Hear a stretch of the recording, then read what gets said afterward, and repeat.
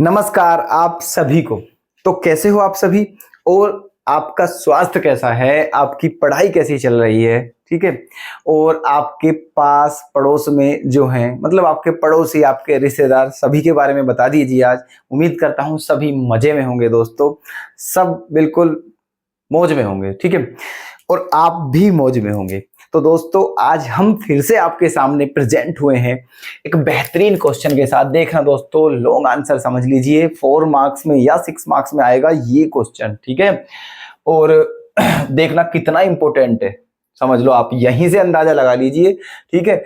हमारा मन तो ऐसा कर रहा था कि ये वेरी वेरी वेरी वेरी पूरा लिख दें, पूरा बोर्ड भर दें वेरी वेरी लिख करके, ठीक है। फिर हम थोड़ा कंट्रोल किया अपनी फीलिंग को, क्योंकि फिर क्वेश्चन कहाँ करते, इसीलिए। तो समझ लीजिए, ठीक है, कि क्वेश्चन कितना इंपॉर्टेंट है। चलिए देखना करना क्या है क्वेश्चन में।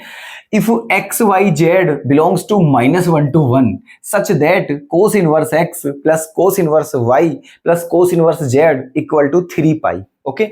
तो then find the value of X Y plus Y Z plus Z X, ठीक है। चलिए कुछ इसी टाइप का क्वेश्चन हमने कल वाली क्लास में करवाया था, कुछ समथिंग ऐसे ही था, ठीक है। लेकिन वैसे डिफरेंस है दोनों में, लेकिन था ऐसे ही, ठीक है। समझना देखो, तो अब यहाँ का इस बात का मतलब क्या है कि एक्स वाई जेड तीनों किसको बिलोंग करते हैं, -1 to 1, ठीक है। इसका मतलब एक्स वाई जेड तीनों किस किस के बीच में है, -1 to 1 के बीच में है, सीधी बात है ना। चलिए, तो ये मतलब हुआ इस बात का कि एक्स की वैल्यू -1 और 1 के बीच में हो सकती है, वाई की वैल्यू भी और जेड की वैल्यू भी, है ना। चलिए देखते हैं इसका समाधान, मतलब सॉल्यूशन।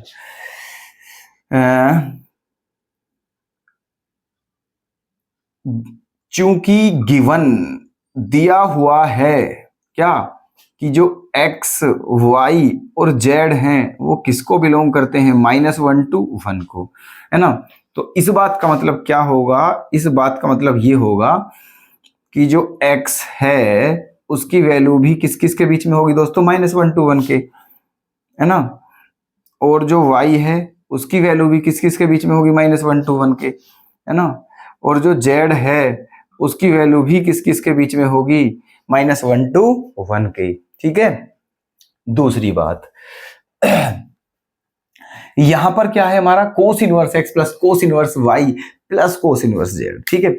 और आपको पता होगा, अगर नहीं पता तो पता होना चाहिए, ठीक है, कि कोस इनवर्स एक्स की जो रेंज होती है वो क्या होती है, -0 to pi by 0 to pi होती है, ठीक है। कोस इनवर्स एक्स की रेंज क्या होती है, 0 to पाई।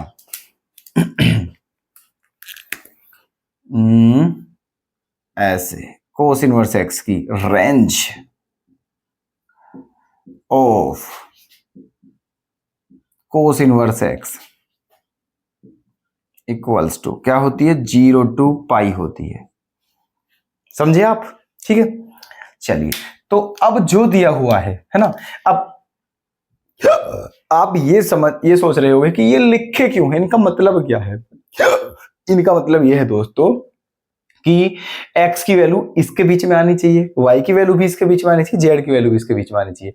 मान के चलो, अगर हम जैसे इसे सोल्व करते हैं क्वेश्चन को और x की वैल्यू 2 आ जाती है तो वो डज नॉट एग्जिस्ट होगी इन दिस इंटरवल, ठीक है, इस इंटरवल में। क्यों, क्योंकि x की वैल्यू -1 to 1 है, वो तो आउट ऑफ रेंज ही हो जाएगी, समझ गए ना, इसलिए। और कोस इनवर्स x जो है, इसे क्या है, इसकी जो रेंज है वो 0 to पाई है, मतलब इसकी वैल्यू 0 to पाई तक ले सकते हैं, ना ही उससे कम ना ही उससे ज्यादा। इस बात का मतलब ये है, ठीक है। अब चलिए क्वेश्चन में, तो देखो क्या दिया हुआ है क्वेश्चन में। क्वेश्चन में दिया हुआ है आपका cos inverse X plus cos inverse Y plus cos inverse Z equal to 3 pi दिया हुआ है। क्या 3 पाई को पाई प्लस पाई नहीं लिखा जा सकता है, बताइए। बिल्कुल बिल्कुल लिखा जा सकता है भाई, बिल्कुल लिखा जा सकता है, क्योंकि पाई को 3 बार प्लस करने पर 3 पाई ही तो आएगा, ठीक है। और पाई से बाहर कहां जा रहे हैं हम, बताइए। हमने 2 पाई थोड़ी ना बोला है, केवल पाई बोला है, और पाई तो इसकी वैल्यू हो सकती है, ठीक है, इसीलिए। तो अब जब फिर कंपेयर करेंगे दोनों की, क्या करेंगे हम, कंपेयर, ठीक है, कंपेयरिंग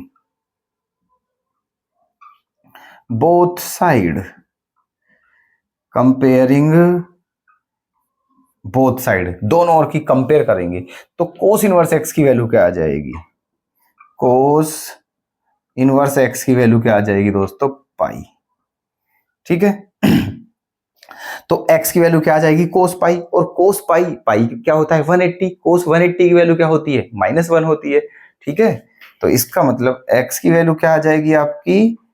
-1। ठीक है, आगे इसी तरह कोस इनवर्स y की वैल्यू क्या हो जाएगी? वो भी पाई हो जाएगी, तो y की वैल्यू भी क्या आ जाएगी आपकी? -1 आ जाएगी। ओके, इसी तरह आपकी कोस इनवर्स z की वैल्यू भी क्या हो जाएगी? पाई, और z की वैल्यू क्या हो जाएगी? -1, है ना। मतलब x y z तीनों की वैल्यू क्या आ चुकी है आपकी? -1। तो अब तो आपका क्वेश्चन हुआ ही, समझो। अब क्या है इसमें? कुछ भी नहीं है, देखो। ठीक है, यहां पर बस वैल्यू रखनी है और आपको क्वेश्चन सोल्व करना है। ठीक है, किसकी वैल्यू बतानी है? X Y plus Y Z और प्लस जेड एक्स। ठीक है, अब समझना, x की वैल्यू भी -1 है, y की वैल्यू भी -1 है, और z की वैल्यू भी -1 है। ठीक है, अब तुम खुद ही देख लो, तो क्या करोगे आप? -1 into -1 plus -1 into -1 plus -1 into -1 की -1 में मल्टीप्लाई करने पर क्या आता है? +1 +1 +1। तो 1 को 3 बार जब आप प्लस करोगे तो क्या आ जाएगा? 3। तो ये है आपका फाइनल आंसर। ठीक है, तो क्या है दोस्तों, क्वेश्चन बता दीजिए। ठीक है, उम्मीद करता हूं आपके समझ में आ चुका होगा। ठीक है, तो चलिए दोस्तों, कल फिर आते हैं आपकी सेवा में ऐसे ही प्रश्न लेकर के। ठीक है, बने रहिएगा दोस्तों और हमें सपोर्ट करते रहिएगा। धन्यवाद, अपना भी ख्याल रखें। ठीक है, और अपनी स्टडी को बहुत अच्छे से करते रहें। धन्यवाद।